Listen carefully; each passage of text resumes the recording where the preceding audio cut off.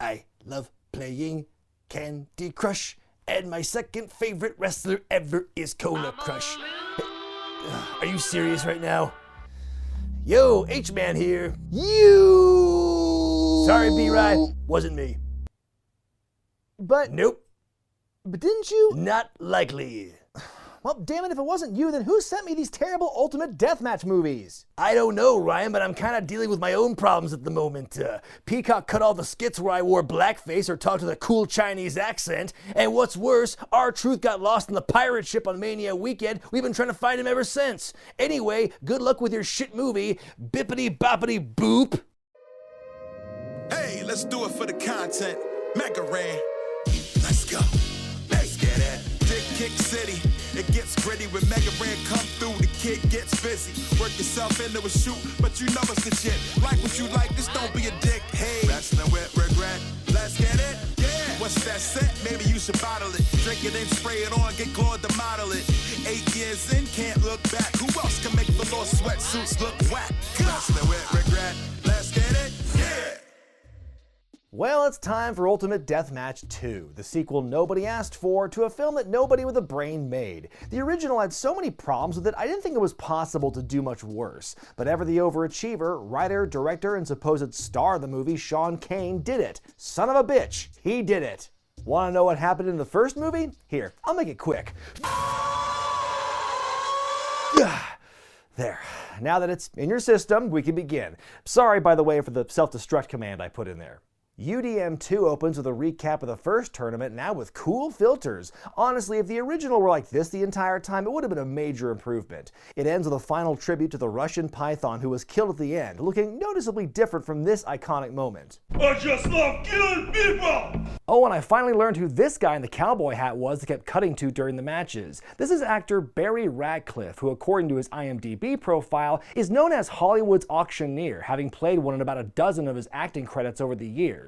That means after Al Snow, a character actor with no connection to wrestling was this movie's big get. After the recap, we get a scene similar to how UDM 1 started, this weird, out-of-character powwow in which Kane, Kevin Nash, and Shane Douglas are in the ring chatting with some unseen extras. What we plan to do with this is we're trying to bring back some of what I think you guys miss most about wrestling, some of the realism of it, some of the believability. If people like you get behind it like you have today, this thing will be a success and maybe we can right this ship called wrestling again. Shane, I know you got paid for this, but you don't gotta plug the movie this hard, okay? You are vastly overselling its potential. I want you guys to be the first to know that I've actually sold out. I'm getting breast implants next week. And I'm going to become a diva.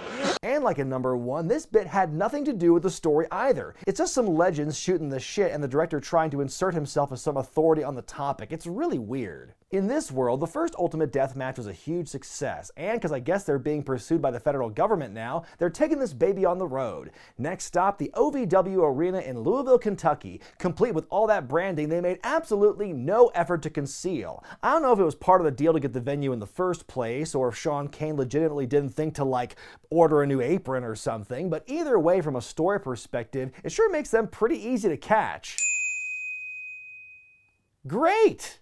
After a graphic that somehow looks worse than what they did before, we see the Boogie Woogie Man himself, Jimmy Valiant, sweeping the ring and thinking about the good old days.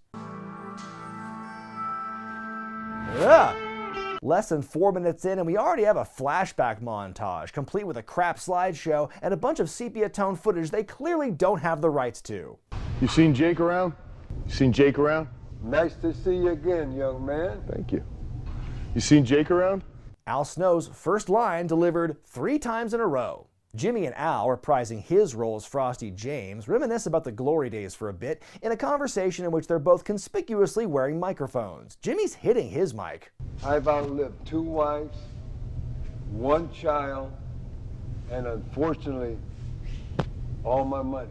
Unlike Frosty, Jimmy thinks that Ultimate Deathmatch is actually a good thing because it's great for wrestlers who can't let go and want to die? Dying in this old ring is better than dying on an old cot where no one knows that he would have gone. Remember the eye patch guy from the last movie, the henchman with a love of syringes? Well, he's not really a factor this time around. You only see him in this shot where he and Frosty greet the huge line of fans outside. Pretty conspicuous gathering for an underground tournament of death if you ask me. Also, I don't know if the fans are aware he's supposed to be in character here. It's one of the many random moments where the movie's broken up with out-of-sequence behind-the-scenes moments, stuff that should be reserved for the credits or a making-of documentary, God forbid. They disrupt whatever continuity there is in the story, and the movie becomes even harder to watch as a result. This stuff screams padding for time. The next several minutes are like this, just scene after scene with almost no connecting thread. Here's Kevin Nash mumbling to some local talent. There's Sean Kane talking to Raven, who up and leaves the tournament next time we see him, so wow, thanks for coming. And Raven is far from the only one who's flown out, put up in a hotel, and paid their rate only to appear in one, maybe two short scenes. It's downright wasteful, but it gets weirder. Exiled promoter Jake Reed, played by Kane, meets up with Jimmy like they're old friends. But in a scene moments later, we find out mid-conversation they're father and son for some reason. I know, son. You're a busy man these days. I'll tell you what, Dad, if we're gonna have this ultimate battle royal. Oh, and Jake and Melissa Coates are dating apparently. Boy, is Sean Kane living out some of his fantasies or what? Reed's in a bind after Raven quits, a moment they really should have put before this scene, not several minutes after. So now he has to fill one spot. We got 9 guys that want to be in the tournament. We don't have 9 spots. What are we supposed to do with 9 guys? I don't know, man. Isn't it established in the first movie you're a promoter by trade? Surely you can think of something. Daddy Valiant suggests a battle royal to determine the final entrant, and whoa, wait. What was that? Was that April Hunter sitting on Kevin Nash's lap for half a second? Okay. He'll be so excited.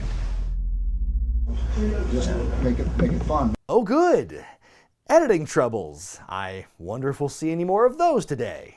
We get some more random backstage snippets, then we're back to the scene of Hunter on Nash's lap, where they're, well,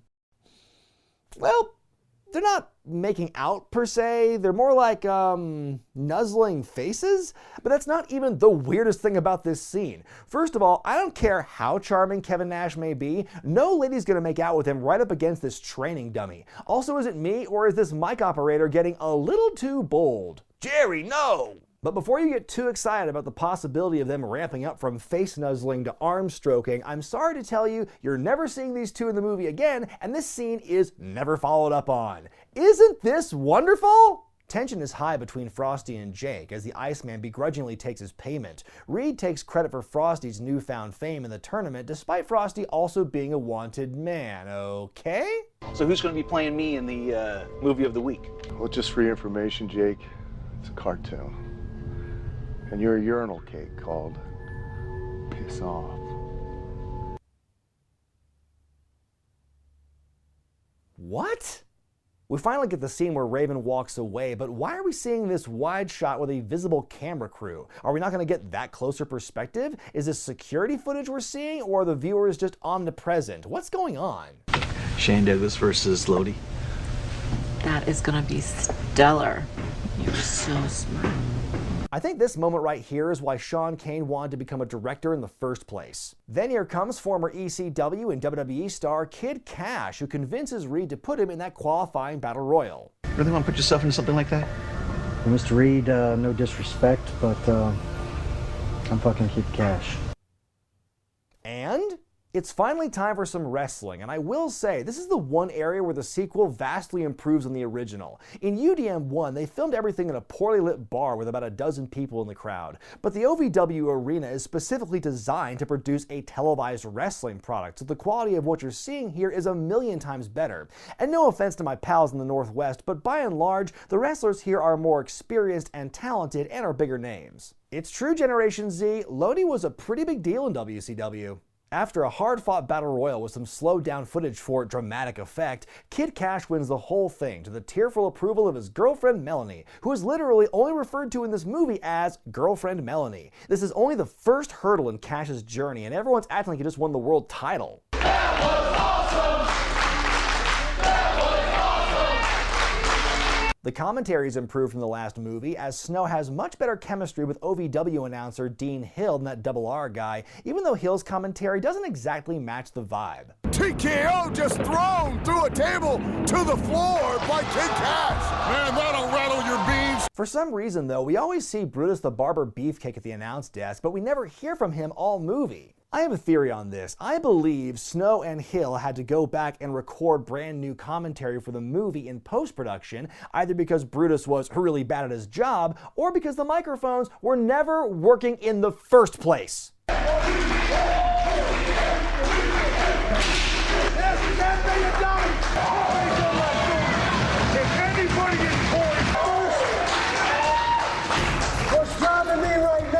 Frosty holds the same mic here as the one he was seemingly just using for commentary, but the mics are dead in all of these post-match promos. I mean, it's inaudible every time. And whatever it is they're looking at, it's not the camera we're seeing this from. There's no retakes, no cutting the scenes entirely. Nope, it's all there in its awkward glory. I keep telling myself it can't get any worse, but somehow it does. Oh, and here's a recap of the match we all just saw in case you missed it. Thanks! Our next match pits Dan the Beast Severn, who hopefully won't back out again after the first round, against a guy named Ben Woods. Within moments, Severn takes his opponent down and rips off his ear. Wait! What is that?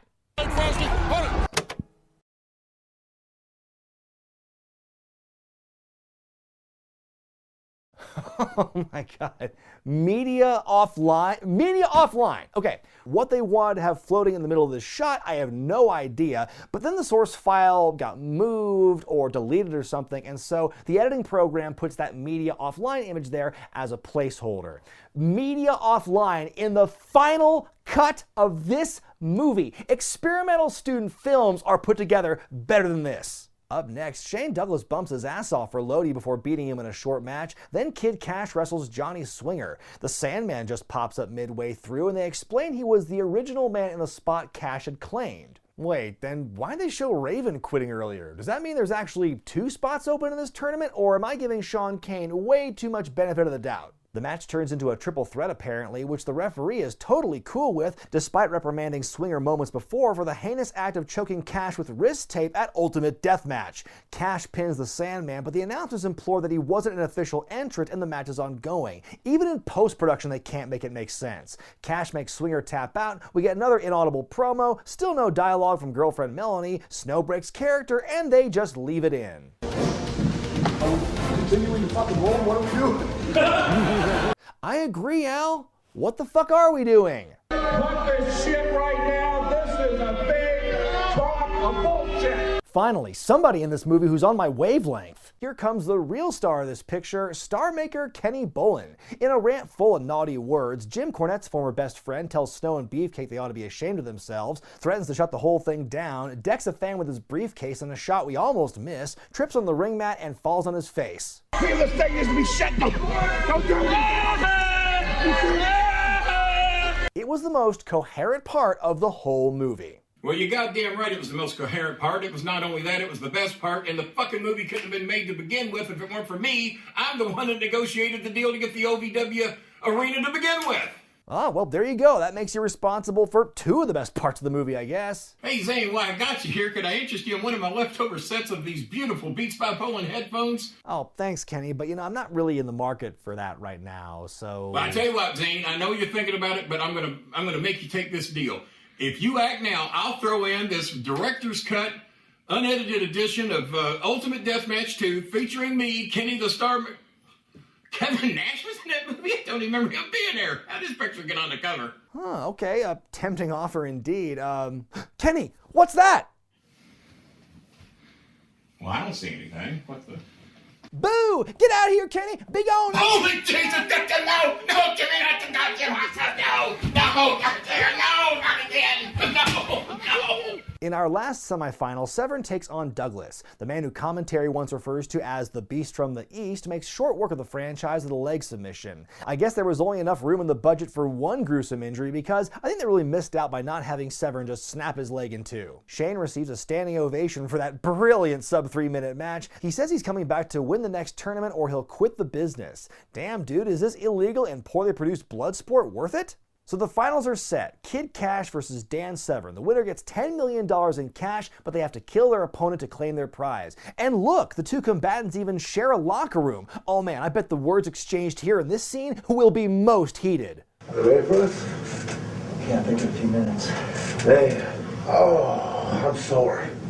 No disrespect, but aren't you just a little worried about what's going to happen out there? Kid, I'm a fighter.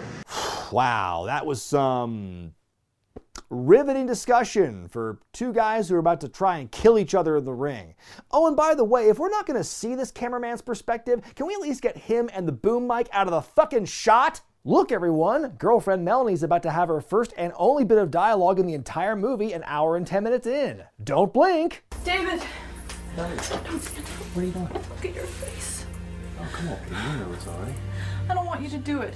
We finally find out what Jimmy Valiant's been up to this whole time, pulling up his pant legs, drinking something out of a bottle in a sock, kissing his Jesus chain after magically swapping hands, and finally up and dying alone on a bed made of folded up gym mats.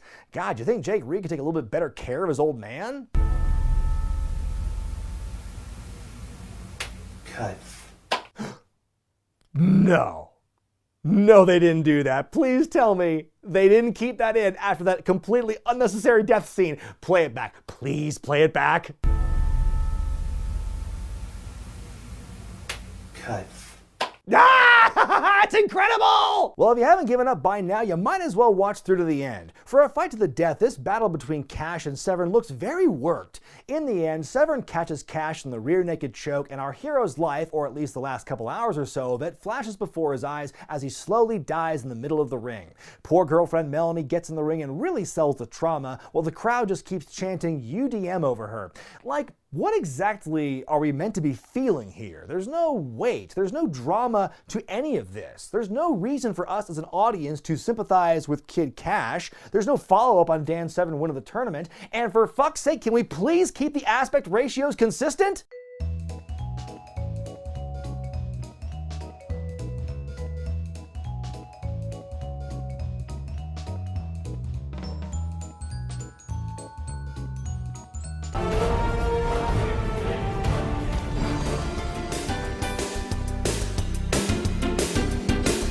A rough musical transition brings us the same credits we saw in the first movie. I mean, literally the same. They somehow copied and pasted the credits for this one into the first movie, which I guess explains why Brother Brutai's name is featured there too. It's the same stupid joke as before, and it's not even a joke. Now time for another jarring shift in tone as Frosty James walks in on Valiant's lifeless body, which had to be fucked up for these two guys to act out, knowing the history of wrestlers finding their colleagues dead in hotel rooms. Brother, Jimmy.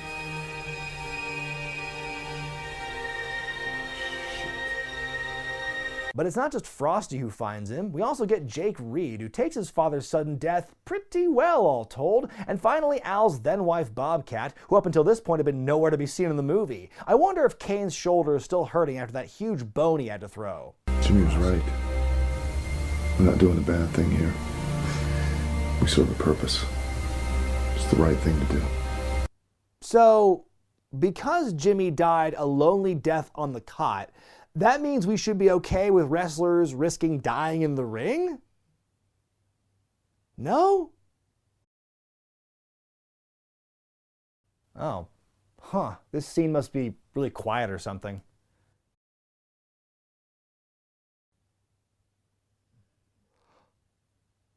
No.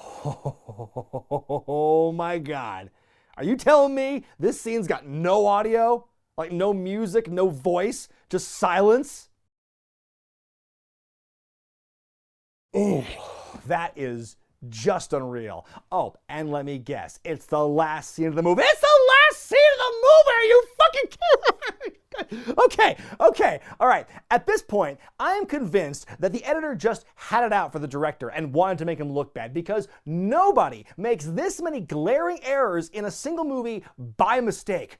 Oh, I hope Sean Kane had a big premiere party at his house years ago. I hope he just invited like a dozen of his best friends and relatives to come to his apartment, and there was chips and dips and drinks, and he had them all huddled around on the couch watching the TV to watch this movie. And after all these problems problems he's seen in the movie so far, to have it end on dead silence and all the guests just look at him to get his reaction. Oh my God, to have been a fly on the wall. I thought Ultimate Deathmatch 1 was the biggest piece of shit I'd ever seen, but then this came along and blew that out of the shitty water. The only thing worse than a production that doesn't try to look nice at all is a production that does try and fails miserably. In trying to solve one or two problems of the original, they seem to create a whole bunch of new ones in the process. The only way to save this flaming pile of despair is to try and pass it off as satire, but Kane's taken this way too seriously for that to be the case. I will give Sean Kane and his money mark, executive producer Ilya Zaviolov, credit because at least the wrestling itself looked better. They got the perfect location in the OVW arena, but it really could have used a makeover so it wouldn't look as cheap,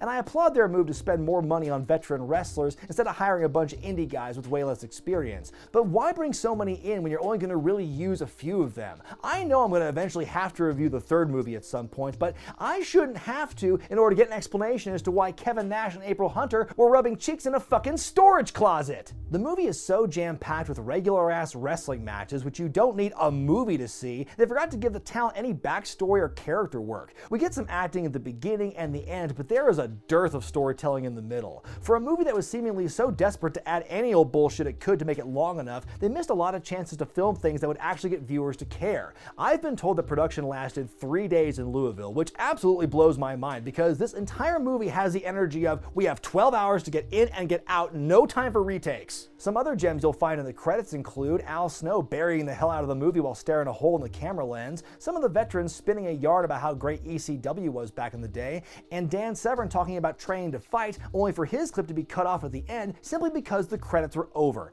Unfucking believable. I try to teach my guys that you have to verbally say it and you have to mechanically do it. What else can I say? The movie was fun to watch until it became infuriating to watch. And I know I mentioned I'll review part 3 eventually, but after everything I've suffered through in the first 2 movies, I'm going to do everything in my power to keep that from happening. Living room, bedroom. Hello? You may think you can avoid Ultimate Deathmatch 3, but there is no avoiding your fate, Zane. Someday, when you least expect it, you will be forced to reconcile with your past, and only then will I reveal myself to you. Are you? No, I'm not Triple H.